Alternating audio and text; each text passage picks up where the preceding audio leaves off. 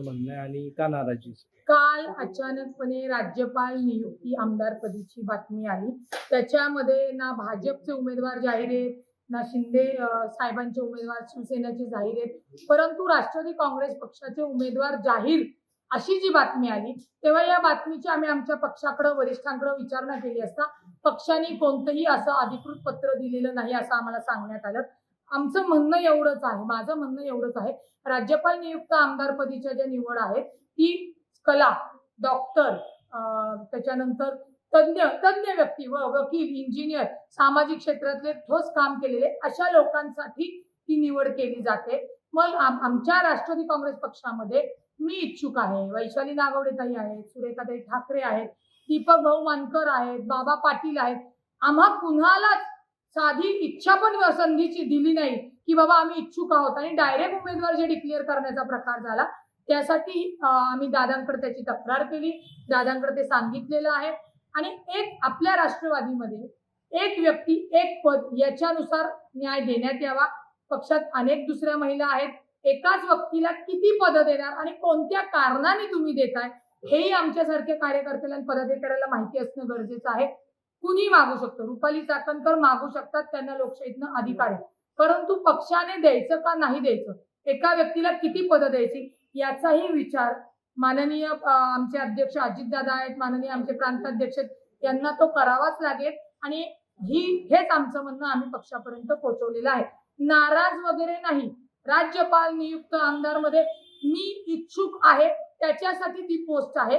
माझं जे राष्ट्रवादीमध्ये अजितदादाने एक बहीण म्हणून ज्या पद्धतीने पक्षामध्ये घेतलं, त्यामुळे नाराज वगैरे आम्ही होत नसतो. आम्ही कामानेही सक्षम आहोत आणि जी काही चुकीची पद्धत होत असेल तर ते आम्ही आमच्या दादांना सांगून सर्व महिलांना कसा योग्य न्याय मिळेल ते आम्ही दादांपर्यंत पोहोचवलेलं आहे. रुपाली चाकणकरांचं म्हणणं आहे, मी सामान्य कार्यकर्ती चळवळीतून आलेली आहे, ज्यांनी हे विरोध केलाय त्याला मला प्रतिक्रिया द्यायची गरज भासत नाही आणि मी खडकवासल्यामधून इच्छुक आहे.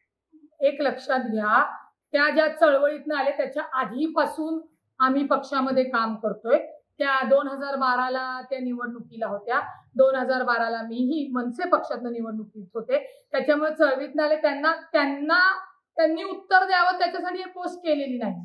आम्ही अजितदादांना वास्तवता कळली पाहिजे आणि इतर महिलांना संधी मिळाली पाहिजे, काम करणाऱ्या महिलांना संधी मिळाली पाहिजे त्याच्यासाठी केली. त्यामुळे रुपाली चाकणकर काय बोलले मला त्याच्याशी काही घेणं देणं नाहीये. त्या ऑलरेडी महिला आयोगाच्या अध्यक्ष आहेत, राष्ट्रवादी काँग्रेस पार्टीच्या महिलाच्या त्या प्रदेशाध्यक्ष आहेत.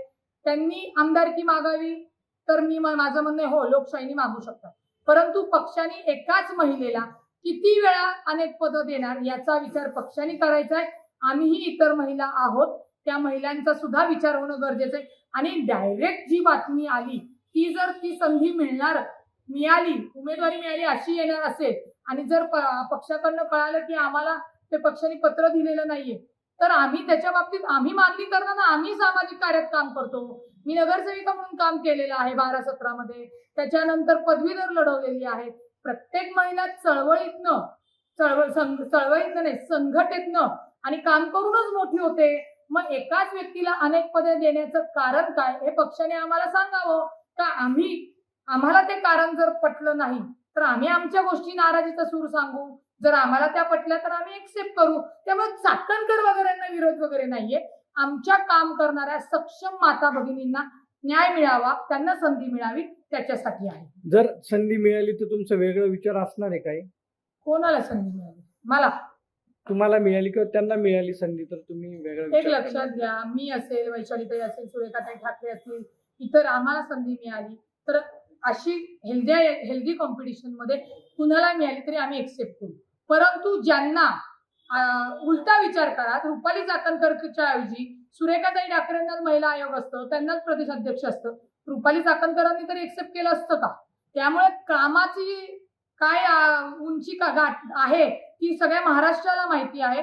त्यामुळे त्यांनी त्यांना विरोधी असं समजू नये, पण इतर महिलांना सुद्धा समान संधी मिळाली पाहिजे. आणि राष्ट्रवादी काँग्रेस पार्टीमध्ये आता म्हणजे आधीच्या एकत्र राष्ट्रवादी होती त्यावेळी सुद्धा हेच होतं. तेव्हा सुद्धा काही जे नेते आहेत ते त्यांच्या सोबत असल्यामुळे त्यांना त्या काही गोष्टी सोप्या जात होत्या. परंतु माननीय अजितदादांना एक व्यक्ती एक पद याच्याने सर्व महिलांना न्याय द्यावा ही विनंती केलेली आहे. पुन्हा सांगते, चाकणकर वगैरे आम्हाला माझा विरोध नाही, माझा संबंधी बांधाले बांध नाही. त्यांचा खडकवासला आहे, माझा कजबा आहे, मी प्रवक्ता आहे, माझी काम करण्याची पद्धत वेगळी, त्यांची काम करण्याची पद्धत वेगळी. फक्त संघटनेमध्ये ज्या आपल्या माता भगिनी आहेत प्रत्येकाला संधी मिळालीच पाहिजे आणि ती मिळण्यासाठी रुपाली पाटीलनी अजितदादांकडे ती मागणी केलेली आहे, प्रांत अध्यक्षांकडे मागणी केलेली आहे.